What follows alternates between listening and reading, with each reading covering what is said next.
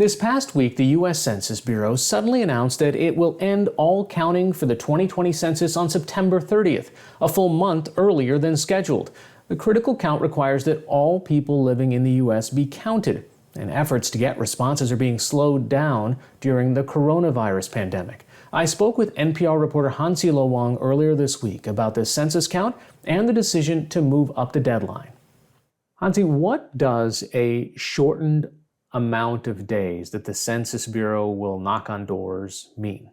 This means the Census Bureau has even less time than it was trying to really finish the count of every person living in the country. Now, right now, roughly 4 out of 10 households nationwide have not been counted yet. And these remaining households are what the Census Bureau considers the hardest to count. These are populations that have been historically undercounted.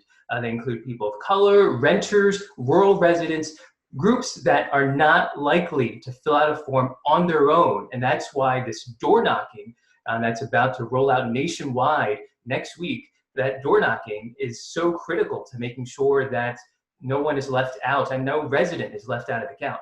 Now, that's hard enough as it is. Lay on top of that a pandemic where people are scared to be within a few feet of one another. Yeah, door knocking is the largest, most expensive operation because it is really hard work, and trying to do it while socially trying to keep social distance, that's very hard, and having enough PPE and trying to overcome people's public health concerns. But now to do that in a short amount of time in the middle of hurricane season, as well as weeks after the Trump administration, after President Trump issued a memo calling for unauthorized immigrants to be excluded from not the census in general, but specifically from the census numbers used to reapportion seats in Congress, that's causing a lot of confusion. A lot of outreach campaigns are saying confusion amongst folks, even though the Constitution says the counting of the whole number of persons in each state, that's the number that should be used to reapportion seats in Congress. And even though there are federal laws that say a person's personally identifiable information cannot be used against them by any federal agency or in court. So, you have been following this beat for quite some time now, and there was the sort of drama about the citizenship question. Then obviously came the pandemic, and here we are thinking about apportionment. What kind of power does that leave in the hands of the president, even if he were to lose this election? First thing I think it should be very clear, there is no citizenship question on the 2020 census. The federal courts have blocked that from being added to the forms. However, the Trump administration has moved forward with this memo calling for the Commerce Secretary to try to figure out a way to exclude unauthorized immigrants from the apportionment count.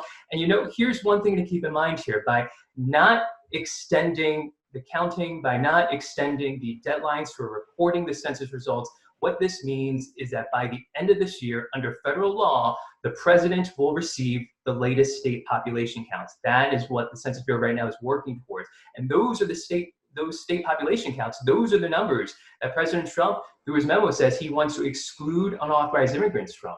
The census has to be completed by a certain time, right? So if this does not go well, is there some sort of statistical threshold where the census takers can just say, look, we actually don't have an accurate picture of who's in this country beyond a reasonable doubt, and we kind of need a do-over?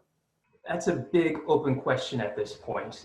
The Census Bureau doesn't have necessarily deadlines doesn't have set legal deadlines for ending of counting, but it does have reporting deadlines. And December 31st is that key deadline.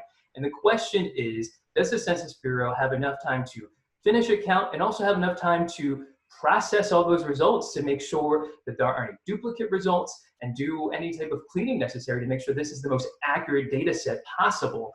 And the big question is also, are there going to be enough indicators and metrics for the Census Bureau as well as outside researchers to really make that assessment of how good is the 2020 census? How good are these results? NPR's Hansi Lo Wang joining us from New York. Thanks so much.